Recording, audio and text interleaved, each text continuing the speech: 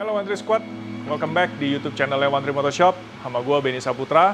Apa kabar? Gue di sini baik, keluarga gue baik, kita One Tree Team juga semua baik. Mudah-mudahan kalian semua baik-baik aja ya. Sehat, aman. Virus katanya ada yang baru lagi, Omicron. Virus oh my god, ya kan? Ya mudah-mudahan ini tidak efek ke masyarakat kita. Kita semua baik.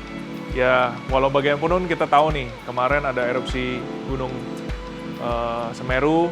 Ya kita berdoa saja buat orang-orang sekitar sana, semua aman, selamat, dipulihkan kehidupannya segera. Dan buat kalian yang memang tergerak, bolehlah kita membantu sesama kita ya.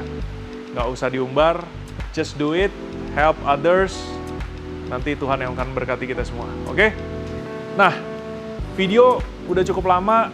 Buat kalian udah follow Instagram kita @OneTreeMotorshop pasti udah tahu bahwa memang di bulan November kita tutup karena kita melakukan migrasi. Kita pindah dari tempat lama di BSD, kita sekarang pindah di Alam Sutra, di mana di tempat yang baru ini adalah hasil impian saya yang memang dari sejak awal mula saya mulai bisnis di bidang otomotif ini.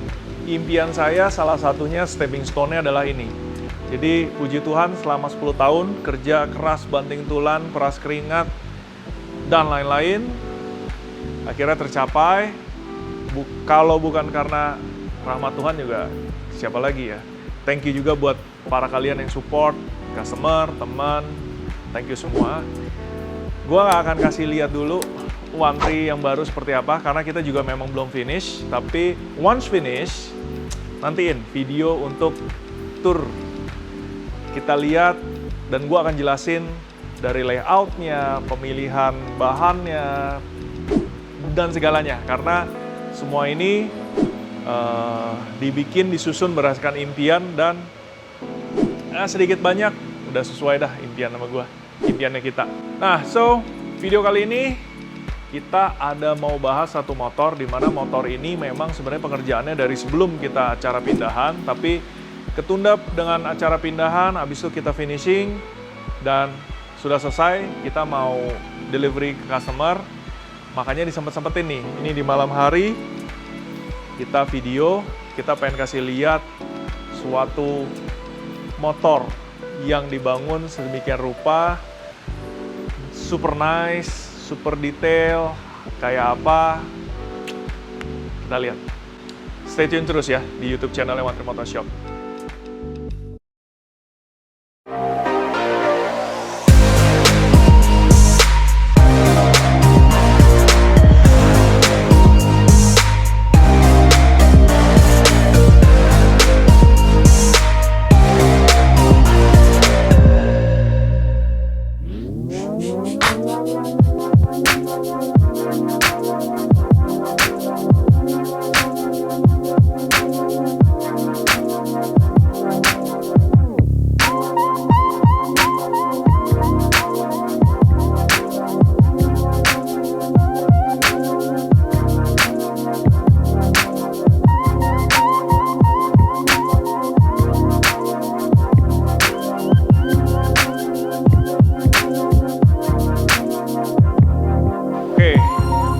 Adalah Kawasaki Ninja H2. Ini bukan motor pertama H2 yang dibangun oleh One Tree. Ya, kayaknya di YouTube banyak ya motor-motor yang kita bangun H2 di Indonesia, dan juga saya rasa di YouTube juga udah ada beberapa ya. Nah, cuma di 2021 akhir tahun ini ada satu unit yang udah selesai digarap dan hasilnya sangat menyenangkan. Nah, kita lihat nih detailnya. Apa aja yang diganti di H2 ini dan fungsinya apa aja sih? Siapa tahu kalian punya terinspirasi ya untuk modifikasi, upgrade, dan juga mendandan, mempersonalifikasi kendaraan Anda. Yuk, kita lihat detail-detailnya. Cuma kayaknya gue turunin sedikit karena terlalu tinggi.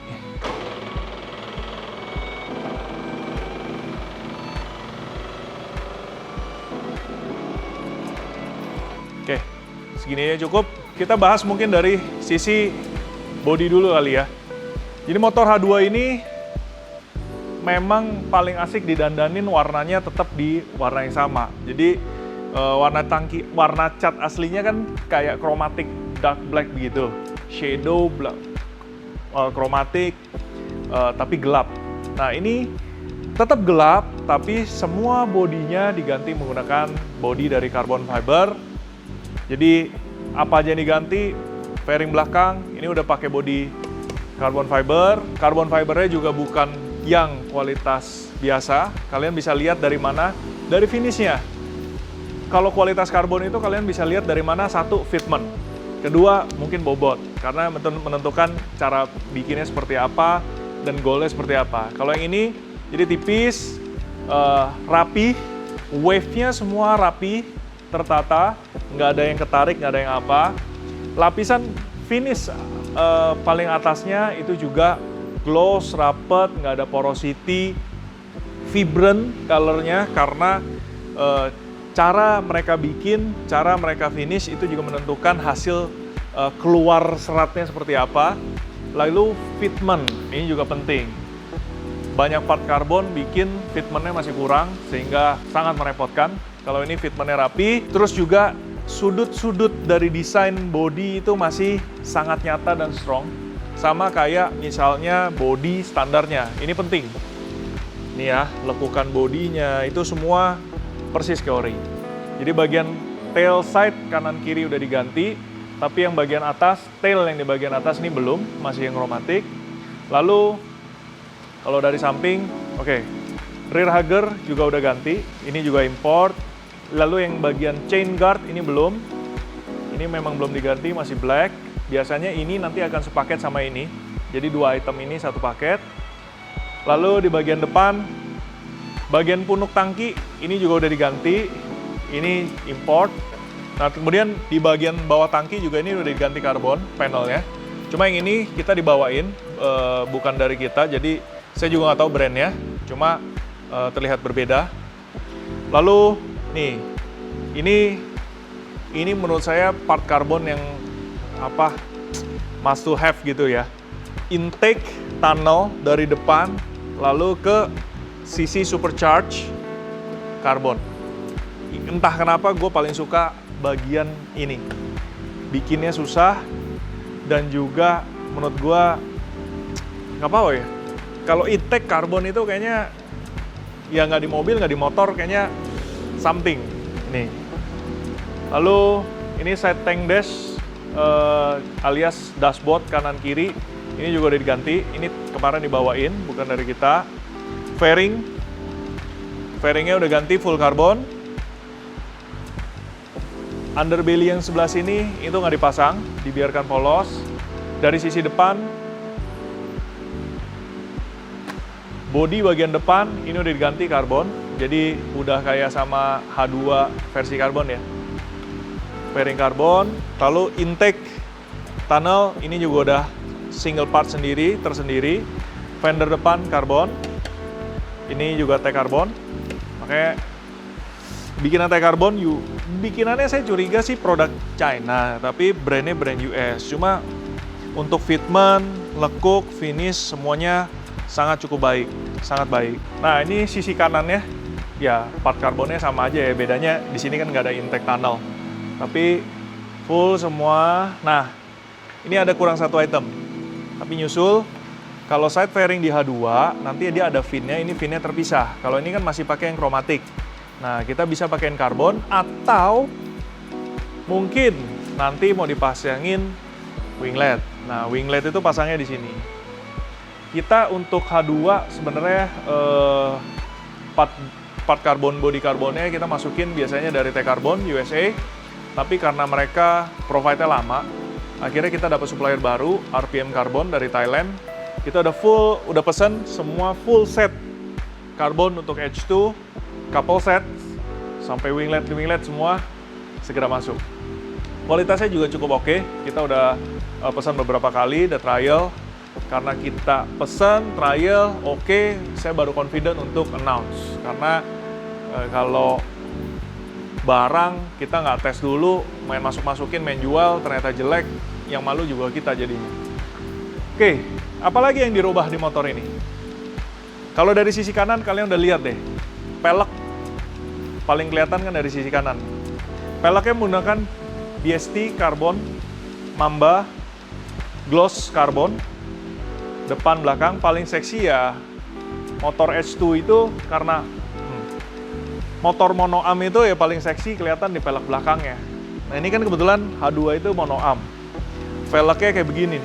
Dia spokesnya concave, lalu rimsnya jadinya seksi banget. Udah gitu, spesialnya BST adalah pattern dari karbonnya, dia tidak merata keseluruhan rim. Di bagian spoke, dia ada potongan seperti tersebut. Dan menurut saya, orang mungkin beberapa bilang, aduh kok jadi kelihatannya rame atau random banget gitu. Kalau menurut saya justru jadinya nggak plain dan hasilnya keren. BST ini adalah salah satu pelek karbon jagoan saya karena in term of the quality. Kualitas mereka sangatlah tinggi, kekuatannya, durability-nya. Mereka nggak hanya supply di aftermarket, tapi mereka juga supply OEM. Jadi standarisasinya sangat tinggi, baik untuk pabrikan mobil dan pabrikan motor, itu sudah mendapatkan velg BST dari factory. Kalian bisa lihat di websitenya. Untuk mobil, saya nggak hafal mobil apa tuh, ada beberapa mobil special sport car dan supercar pakai velg karbon BST buat memperingan dan mempercantik. Lalu di motor yang udah jelas kalian tahu tuh Ducati SV4 Superleggera, lalu juga MV Agusta yang spesial, Brutale Oro, F4 RC enggak ya? F4 RC enggak, Brutale Oro, Seri Oro itu semua pakai BST. Ganteng, keren. Dan di sini pun ganteng, menurut gua ya. Berotot, masih masuk desainnya sama motornya, enteng. Karena motor ini cukup berat loh. Motor ini sangat berat sehingga memang buat demi kenyamanan, menurut saya motor ini yang paling perlu dilakukan adalah pemangkasan bobot. Nah, ban ini dipakai menggunakan Diablo Super Corsa, depan dan belakang.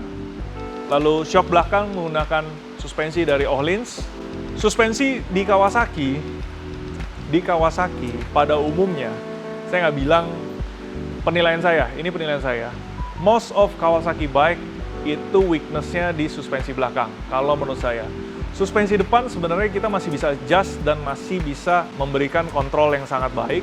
Tetapi kalau urusan suspensi belakang, entah kenapa karakternya itu hard spring, tapi hidroliknya tuh kayak lemah.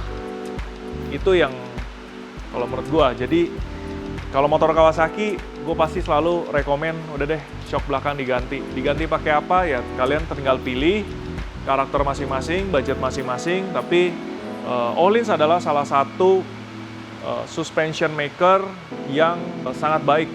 Dia kan ini line up-nya Öhlins Performance tapi R&T, Road and Track. Dan memang enak, dipakai road tetap enak, dipakai track handle-nya jauh lebih superb gitu. Nah, berlanjut dari wheels, tires, suspension, nah sekarang exhaust-nya. Ini kan matanya pasti langsung ngeliat lah. Ini adalah exhaust dari Van Diemen. Pabrikannya dari Australia. Bahannya pure titanium. Ini kebetulan ada tipe yang titanium, habis itu yang doff. Jadi nggak di polish, termasuk sampai silinsernya. Stylenya ya inilah stylenya knalpot H2R. Menurut gua knalpot ini adalah salah satu yang sangat cocok dan keren di H2. Dan ternyata kayaknya H2 mungkin famous sekali ya di Australia karena ada beberapa part yang rame dan dibikin di Australia. Salah satunya ini Van Diemen. Yang kedua adalah ini part dari Extreme Creation. Nah, ini nih yang punya namanya juga Ben. Jadi lucu, kalau gue email-emailan sama dia, Ben manggil Ben gitu. Ya, tapi emang nama band banyak ya di mana-mana. Jadi nama saya memang pasaran, tapi tenang saja, Benny Saputra yang ini cuma satu. Ini adalah part dari Extreme Creation dari Australia juga. Dia ada bikin beberapa part, salah satunya ya ini. Jadi billet clutch cover yang tadinya besar menutup crankcase sebelah kanan, bagian kopling, digantikan dengan berbahan billet CNC. Finish CNC-nya juga sangat baik, sangat bagus. Kalian bisa lihat dengan detail lekukannya, finish anodize-nya. Ini bukan yang kelas biasa. Terus dalamnya juga diganti, pakai dipilih warna hijau. Jadi ini adalah cover di atas basket clutch, sehingga kalau dinyalain nanti dia muter. Nanti ya saya nyalain sekalian tes exhaust suaranya ya. Jadi basket clutch cover ini diganti pakai Extreme Creation, warnanya black, green. Kalian bisa pilih kalau punya H2 mau diganti juga, kalian bisa pilih. Sepertinya memang banyak tren untuk arah fashion, banyak tren menggunakan clutch basket cover seperti ini yang awalnya cuma dilakukan di motor Ducati. Habis itu merambah ke MV Agusta. CNC Racing adalah salah satu brand juga yang membuat untuk Ducati dan MV Agusta, dan sekarang dia lagi bikin untuk BMW S1000 RR. Kalau untuk yang tahun lama udah ada, kalian tinggal bisa pesen. Tapi untuk 2019 up, Luka merasa ada kesulitan, jadi developmentnya masih dalam proses revisi.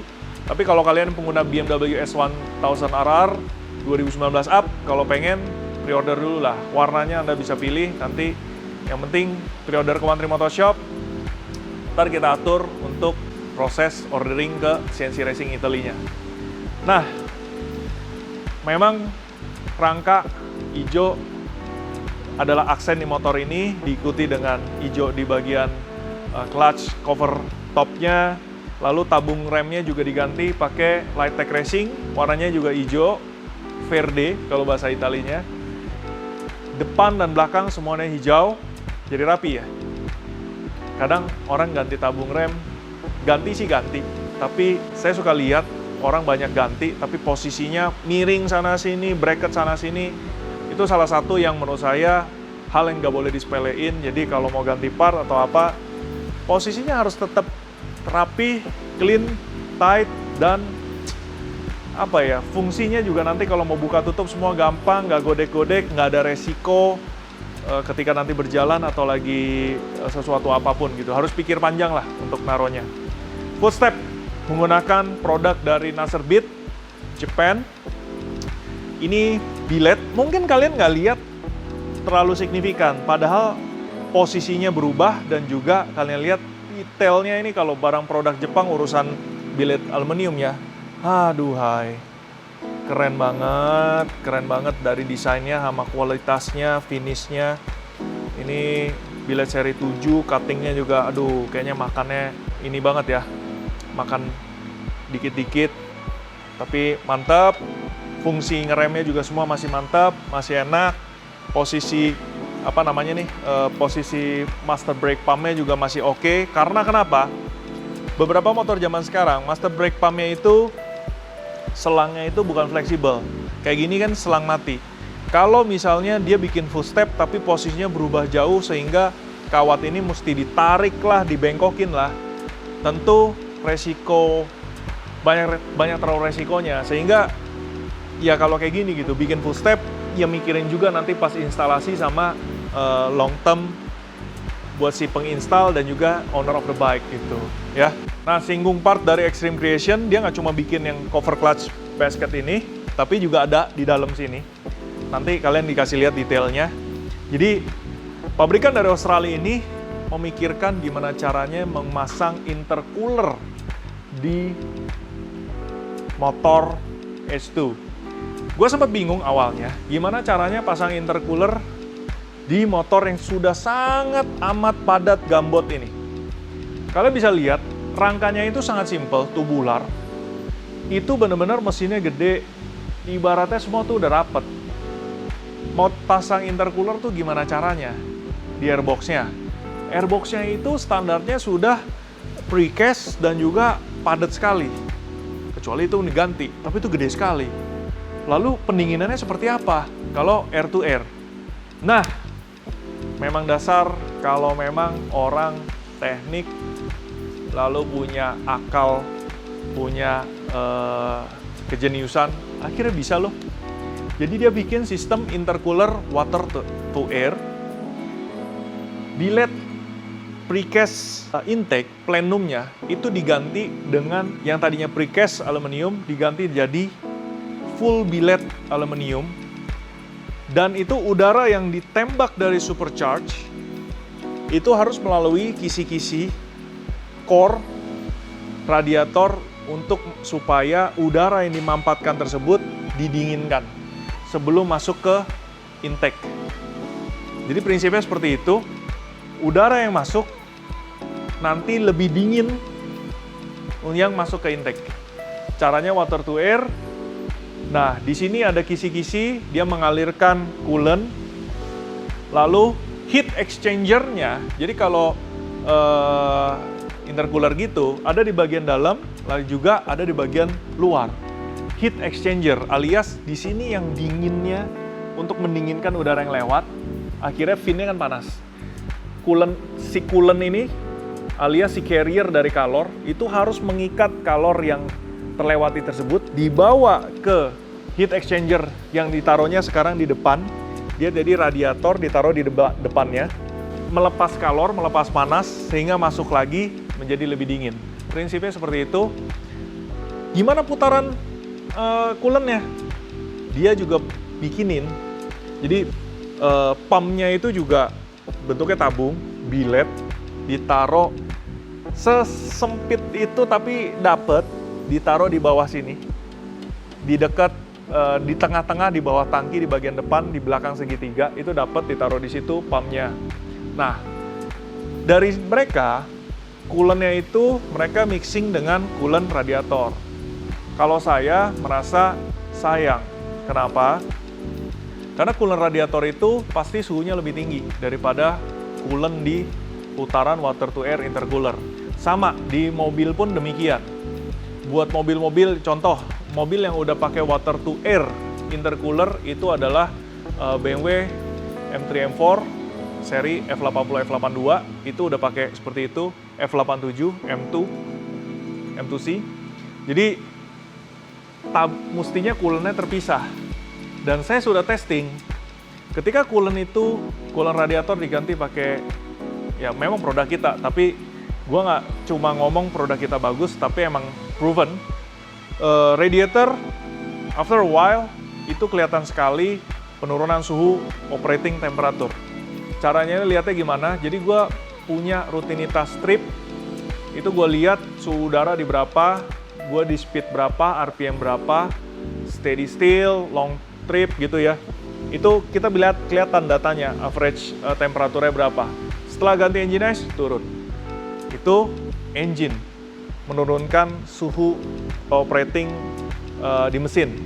Tapi ada satu lagi di intercooler, water to air-nya. Ternyata itu juga efek banyak, terutama di suhu intake udara yang masuk ke pembakaran. Turunnya suhu di intake itu menunjukkan juga perubahan besar. Jadi makanya udah deh, di motor ini pabrikan Australia suruh tabung coolant-nya digabung dengan tabung coolant yang ada di belakang sini. Cuma kan jadinya radiator engine sama intercooler kegabung, akhirnya jadi panas semua. Kita pisah. Kita beli tabung kecil khusus, kita cari tempatnya, bisa kita bikin sirkulasi sendiri, jadi lebih optimal lagi. Nanti dari sisi kanan kalian bisa lihat, udah jadi deh. Nah, hal-hal seperti ini pengerjaannya kadang yang bikin kita wantri jadi agak lama. Kenapa? Karena mekaniknya juga stres. Karena saya nggak mau berantakan, saya maunya benar-benar rapi, saya mau benar-benar dipastikan semua clamping, lining, dan semua harus pas, rapi, tidak beresiko, dan ya udah. Jadi mereka harus berpikir keras, jangan sembarangan. Oke, lanjut dulu di sisi kanan. Ini selang radiator menggunakan Samco Sport warna biru dan juga pipa radiator. Di H2 itu ada pipa radiator sebagai connecting. Ini tadinya pipa besi galvanis, sekarang kita ganti menggunakan titanium pipe. Jadi kalau kalian yang pengen jalur radiatornya diganti, tersedia ya di One Trip Motor Shop. Titanium pipe connecting radiator coolant dari Project One berbahan titanium. Di motor ini udah ada frame shadernya dari Evotech. Lalu cockpit nanti gue bahas lagi. Nah, sisi depan deh. Nah, sisi depan kita lihatnya dari sisi kiri. Nah, bahasnya dari sisi kiri aja deh, lebih edas. Kalau tadi udah bahas kan suspensi belakang udah digantikan dengan Öhlins. Dan sebenarnya ini Öhlins-nya jadi sebenarnya bukan khusus H2. Jadi Öhlins ini untuk H2 SX alias versi motor tourernya dari H2. Masalahnya begini, sejak Öhlins mensuplai H2 tahun berapa tuh ya? H2 tahun 2018 ya. Yang dimana H2 dari pabrikannya udah langsung shock belakangnya Öhlins. Shock Öhlins belakangnya H2 itu udah dihapus dari data listnya produk di Öhlins Sweden. Alhasil, kita bingung kalau orang ada yang punya H2 before 2018 atau 2017, saya lupa. Itu kan shocknya standar. Kalau mau ganti Öhlins gimana? Kan part code-nya udah nggak ada. Jadi sebenarnya caranya ada dua. Order dari Kawasaki atau order dari Kawasaki. Karena order dari Öhlins nggak bisa. Jadi solusinya adalah kita beli Öhlins shock belakang sebagai spare part dari H2 belinya di Kawasaki. Itu cara yang paling make sense. Karena kalau lewat jalur Öhlins Sweden langsung udah nggak bisa. Nah, di motor ini karena pro-nya juga mau cepet, jadi shock belakangnya pakai H2 SX. Bagi saya pribadi, dulu memang kita diarahin pakai H2 SX. Kenapa? Karena dudukannya sama, bisa pasang. Hanya saja lebih panjang sedikit. Saya itu paling anti sama orang-orang yang suka pasang shock.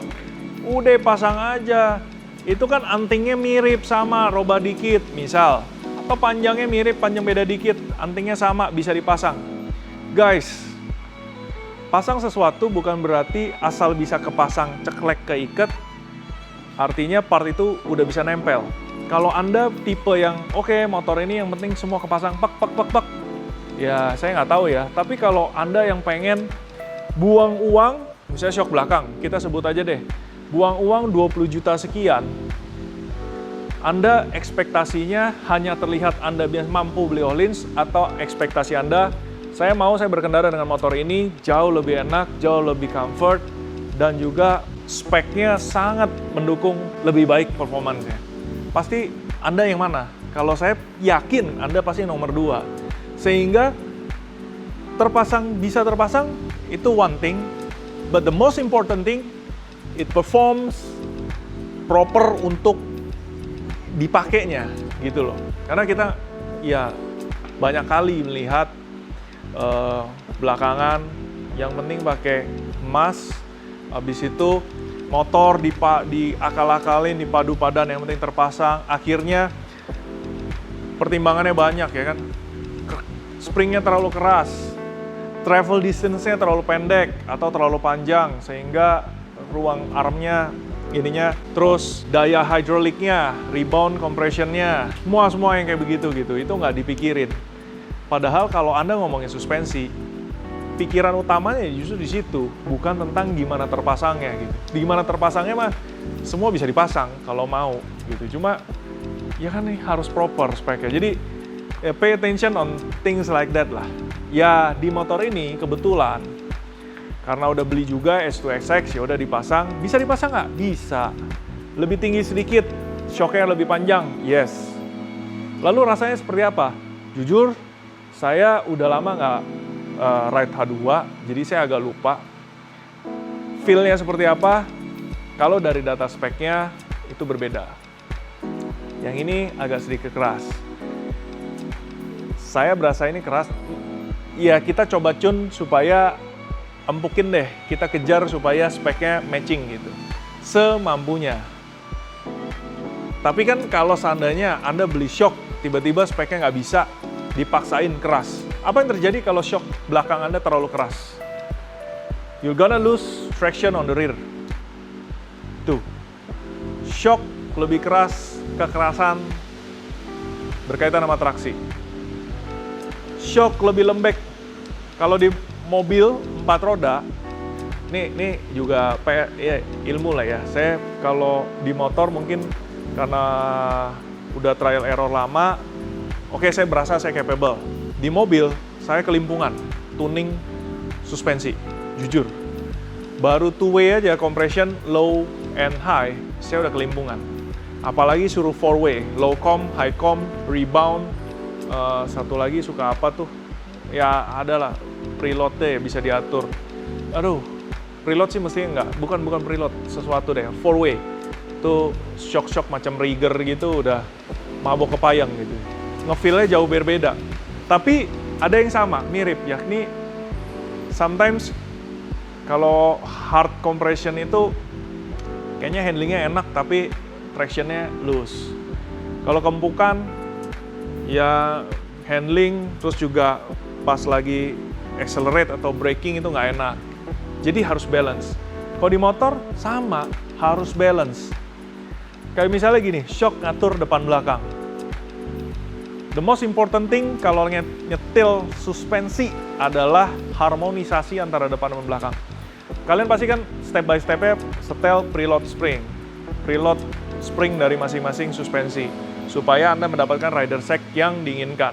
Motorsport seperti ini, kalau saya rider set-nya saya akan taruh di depan 3,5, belakang 3. Ya. Depan 3,5, belakang 3. Lalu step berikutnya saya akan setup rebound.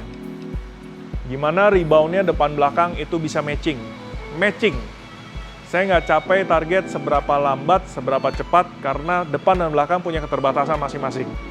Seoptimalnya, tapi depan belakang rebound harus matching, karena rebound dan compression kalau nggak matching, itulah ketika Anda berkendara lalu depan dan belakang nanti feel salah satu lebih tabiatnya loose kemana-mana itu karena nggak harmonik. Jadi kalau emang salah satu shock udah maksimum tapi terlalu empuk, better yang satunya lagi juga diempukin supaya lebih harmonik. Tuh. Intinya di motor ini shock belakangnya pakai S2SX. Kita udah coba setup semaksimumnya supaya dibawanya masih oke. Ya, tapi saya juga belum tes terlalu gimana sehingga saya nggak bisa bilang ini udah match atau belum, tapi gimana pun data nggak bohong. R&D-nya Ohlins saya akui itu yang terbaik untuk bisa dipakai road and track. Track-nya juga dibilang yang super track ya, mesti pakai yang suspensi kompetisi, tapi track capable lah gitu. Jadi oke lah, sekarang udah oke. Nah, suspensi depannya ini emang agenda utamanya di bawah One Trip Motorshop. Dia mau pasang fork depan FGR 300, di mana ini adalah motor kesekian kali yang kita pasangin dengan proper, dan juga kesekian H2 yang kita ubah fork depannya menggunakan FGR 300. FGR 300 bukan FGR 301, karena panjangnya kode untuk FGR 300 ada 2, 300 dan 301, itu beda di panjang fork. Panjang fork yang 300 ada 750 mili, kita harus menyesuaikan, di mana saya mengambil sumbu as roda dan juga segitiga itu harus tetap sama dengan standar. Makanya di atasnya ini nongol sedikit, kepanjangan sedikit shocknya, tapi masih oke. Kalau pakai 301, atasnya lebih tinggi lagi dan mulai kelihatan kedodoran. Pakai 300, warnanya gold. Ubahan yang dilakukan ada di area triple clamp, atas dan bawah. Ini udah kita bikin precise, kita ada adjust, tapi tetap safe dan juga precise. Lalu ubahan yang agak PR di sini, kita bikin as roda baru. Kita urusan safety, roda depan rupanya ya, safety jangan main-main. Seperti yang saya tadi bilang, pasang sesuatu ganti apapun, terpasang itu easy cake. Tapi gimana kamu mikirin nanti buat dibongkar pasang selalu gampang, kuat, durable, terus juga precise segalanya. Spacer, nggak main spacer, geser kanan kiri akal-akalan, semua harus precise, posisi disc brake ke kaliper, dan lain-lain. Jadi as roda kita bikin baru, kebetulan kita juga udah punya hire Bro Fahmi. Nanti dia yang gambar kerjanya, kita mekanik, saya dan Fahmi konsultasi bareng. Kita mau desain gambarnya seperti apa, dratnya gimana, bahannya gimana, toleransi gimana, itu udah. Yang kita bikin as roda, lalu spacer roda kanan dan kiri. Harus dipastikan roda ada di tengah-tengah dan juga spacernya harus pas. Karena kalau kependekan atau kepanjangan, fork Anda bisa hengkang atau masuk. Hengkang sedikit atau masuk sedikit, itu akan merubah karakter daripada fork saat kena bermain stroke. Jadi kadang banyak yang menyepelekan, padahal akibatnya itu kemana-mana. Jadi harus precise. Lalu di sini udah kita pasangin juga RNG Axle Slider, fork protector depan. Ini pun harus custom karena axle rodanya udah kita custom. Kaliper depan menggunakan kaliper Brembo GP4 RX. Kalau FGR 300, kalipernya harus pakai yang pitch 108 mm. Pitch itu adalah jarak baut ke baut. Lalu selang rem menggunakan Hel dan dipasangin quick release. Dan juga layout kabelnya kita bikin race version di mana dia ke depan lalu masuk lewat depan. Jadi bukan lagi lewat belakang. Dan ini juga banyak hal yang harus diperhatikan, terutama nanti alur daripada selang supaya nanti pas lagi kompres dia harus gerakannya nggak mengganggu fork, dia arah ke depan atau ke samping.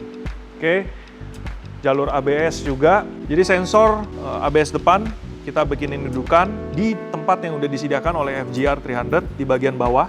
Udah bikin dudukannya, masuk ke bodinya pun juga udah ada di tempat yang disediakan oleh FGR 300. Jalurnya juga dibiarkan bebas, nyaman. Oke. Oh, lupa. Disc brake depan juga udah diganti pakai Brembo Super Sport 330 mili, size-nya 330 mili. Untuk saat ini disc brake terbesar lah ya, size-nya 330 Super Sport full floating. Ini disc brake sebenarnya simpenan saya karena dulu saya nggak terlalu suka sama H2, tapi entah kenapa tiba-tiba saya pengen banget punya H2. Jadi mudah-mudahan Kawasaki katanya awal tahun depan nanti H2-nya masuk. Saya pengen jadi salah satu pemilik pertamanya. Mudah-mudahan Pak Michael berkenan, Pak Cipto berkenan pada saya untuk saya dapat unitnya, untuk saya gunakan motor Kawasaki H2 dan saya akan pajang di showroom ini karena ini motor yang sangat istimewa. Collectible unit. Tapi tahu nggak? Brembo Super Sport ini saya inden selama 1,5 tahun. Akhirnya datang. Brembo itu cukup antik produksinya dan distribusinya. Jadi mabok deh. Nungguin sekian lama, sekarang nggak ada unitnya. Pemiliknya Bro Ivan mau. Udahlah, pakein ke dia dulu. Diganti. Jadi warnanya juga asik ya. Gold di shock belakang, depan ada sedikit di disc brake. Lalu unsur metal masuk, hijau ya, warnanya warna sportinya motor ya beginilah, bodi karbon. Nah ini yang saya bilang nih, ini saya jadiin reservoir untuk coolant, tapi ini untuk yang water to air intercooler untuk si intercooler.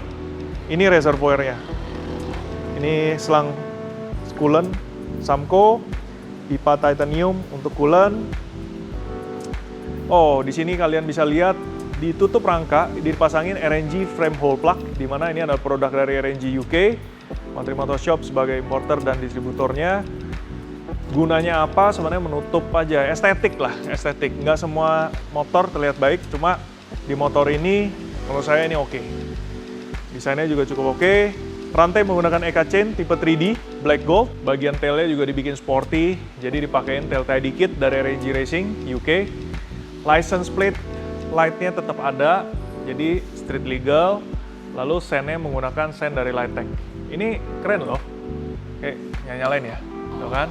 Ada license plate, ada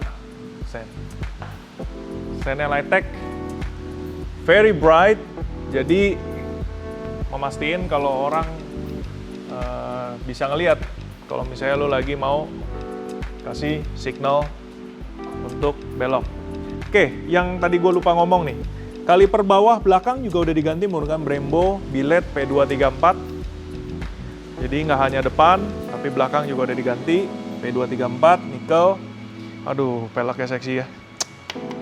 Peleknya seksi, lu bisa ngintip Öhlins punya sexiness nih dari bawah. Ya, aduh, si gold. Habis itu juga dia punya apa nih namanya? Bodinya juga bikinnya kualitasnya tinggi. Tuh, fan diamond-nya tuh. Exhaust-nya titanium horn-nya keren banget deh. Aduh. H2. Doain ya, semoga gue bisa punya H2. Kita nabung, kita bisa punya H2, dan kalau kita punya H2, janji deh, Minggu pagi San Mori deh. Udah lama nih nggak San Mori. Sekarang gue akan kasih lihat sisi dari kokpit, dimana kalau kalian tadi kita ngelihat gini kan, kita nikmatin enjoy motor ini ketika lagi ngopi di rumah, motor di pedok, di garasi ya kan, atau lagi hangout, orang bisa lihat motornya kayak apa. Nah, ini dari tempat duduk adalah tempat dimana lu manjain mata lu sendiri saat duduk di motor lu. Oke, tutup tangkinya udah diganti menggunakan tutup tangki dari Lightech Quick Lock Fuel Cap. Kenapa tutup tangki ini disebut Quick Lock? Karena ya tutup tangki yang tanpa lock supaya cepat. Warnanya hijau, verde. Semua bahannya adalah aluminium ergal seri 7. Sealnya juga lengkap, presisinya mantap. Harus diakui produk mereka desainnya mature, kualitasnya juga mature. Ya semoga satu saat kita bisa bikin produk lokal dengan kualitas yang terbaik juga.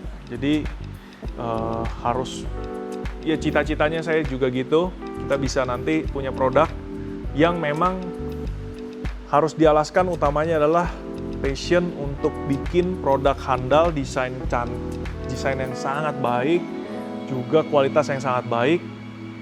Saya yakin kalau kita fokusnya ke yang hal-hal baik tersebut, nanti otomatis pasti terjualnya juga laris gitu. Kalau kita fokusnya yang gimana cara jual laris, nanti kan bisa aja main harga murah, kualitas cepat apa, aduh. Jangan deh, kita mulai biasain diri, bekerja, memproduksi sesuatu, melakukan sesuatu, pol dulu yang terbaik. Pasti in return-nya pasti terbaik ngikuti. Nah, kokpit. Karena ini tipe lama, jadi speedonya juga masih speedo yang lama. Dan nggak jelek loh, walaupun yang baru sudah digital, tapi menurut gua, layout dari speedometer H2 yang lama ini justru sangat-sangat berkesan. Buat gua ya. Yang baru bagus, tapi yang lama ini juga jauh analog dan jauh lebih ada feel-nya. Di sini kita pasangin lagi produk boost meter dari Extreme Creation, di mana dia housingnya udah precise banget posisinya di segitiga ini. Dan ini untuk ngebaca, walaupun di sini ada boost, tapi kan dia cuma bar. Kalau di sini boostnya terbaca gitu, berapa pressure-nya. Segitiga, nah ini tutup atas Vogue FJR 300, tabung rem kanan kiri diganti menggunakan Lightech, dan bracketnya kita sesuaikan supaya serapi mungkin tanpa mengganggu fairing. Lalu di sini Anda bisa melihat Lightech remote adjuster. Ini gunanya adalah untuk mengatur posisi jarak lever rem saat Anda on the go. Jadi tangan Anda nggak masuk-masuk begini. Anda cukup begini, lalu putar. Gunanya apa sih? Nah, kalau Anda yang suka track day, ini sangat berguna sekali. Sometimes, setelah beberapa lap setelah panas, pasti rem kita jadi sedikit lebih dalam. Nah, disitulah ketika kita harus mengadjust lever supaya naikin. Semua yang nge-track pasti tahu lah momen-momen keperluan itu. Jadi remote adjuster sangat sekali berguna di situ. Gak cuma pas itu, ya kalau lagi touring atau jalan juga karena mungkin udah kebiasaan, jadi kalau saya sih selalu harus ada deh. Udah enak banget, dan saya produk udah cobain beberapa brand dari merek Brembo sendiri dan lain-lain. Saya paling suka Lighttech. Bukan karena kita jual Lighttech, kita bisa menjual semua brand yang ada. Tapi saya selalu memilih produk yang menjadi pilihan saya paling utama karena pricing, quality, dan juga durability. Saya suka banget yang Lighttech ini karena feel kliknya itu jelas, enteng, enak. Bahannya semua pure Ergal aluminium seri 7, kuat. Jadi apa yang kita bayar dan apa yang kita pakai itu puas popol gitu. Oke, lanjut. Di sisi kiri, master kopling sudah diganti menggunakan Brembo billet clutch red logo. Jadi ini adalah line up dari Brembo Racing yang bodinya billet, radial billet. Keren ya, finishnya tuh keren. Oke, size-nya udah saya sesuaikan, tapi saya nggak mau buka kartunya. Yang pasti supaya gerakannya nggak bikin Anda jadi kesulitan untuk shifting atau ganti gigi. Gripnya menggunakan grip dari Ariete. Ini adalah grip asli dari Italia, di mana perusahaan ini spesialis banget urusan karet dan grip. Gripnya enak, nyeket, kencang, empuk. Lalu bar endnya pakai Lighttech Racing warna hijau. Lalu di sisi kanan, gripnya tentu Ariete juga sama, jadi kanan sama kiri sama. Nggak kurang kerjaan dia, grip kanan kiri berbeda. Terus ini jedanya udah kita atur. Kalian jangan lupa selalu atur jeda throttle dengan benar, jangan kekencangan, jangan kekendoran. Biasa ada setelannya di sini. Master rem menggunakan Brembo GP billet. Ini adalah master rem teratasnya Brembo Racing, mana ini adalah Brembo GP. Karakternya berbeda. Karakternya yang bikin enak adalah berbeda karena dia empuk. Tapi delivery-nya linear dan pakemnya enak. Jadi kontrolnya benar-benar di jari Anda. Ini enak banget.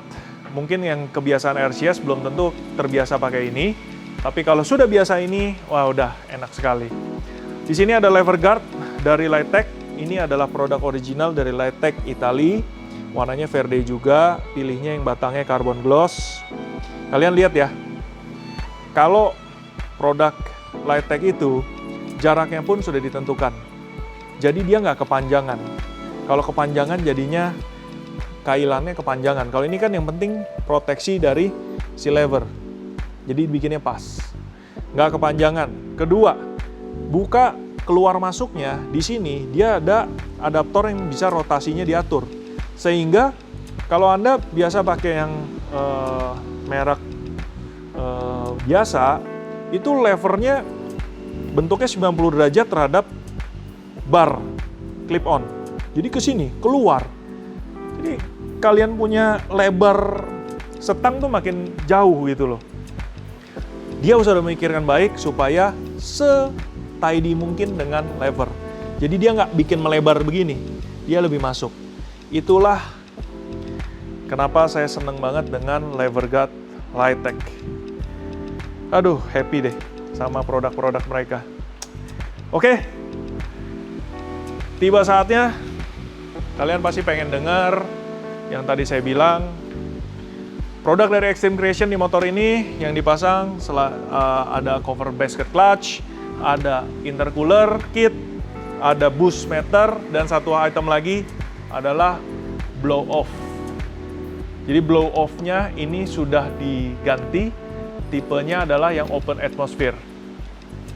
Bedanya adalah saat blow off ini buang pressure, suaranya itu kencang sekali.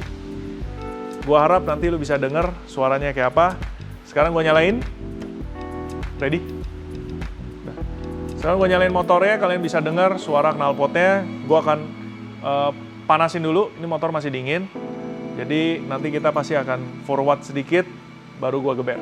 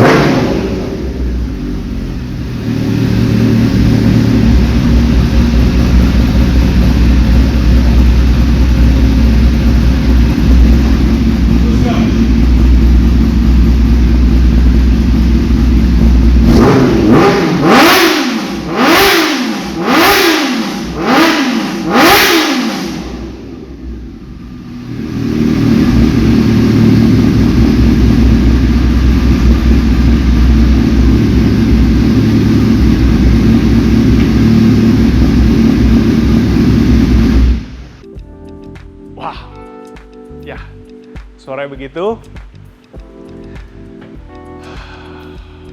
Asik ya. Menurut gua H2 kalau kalian mau bangun, nggak tahu sih. Kalau di benak gua selalu ujung-ujungnya seperti ini.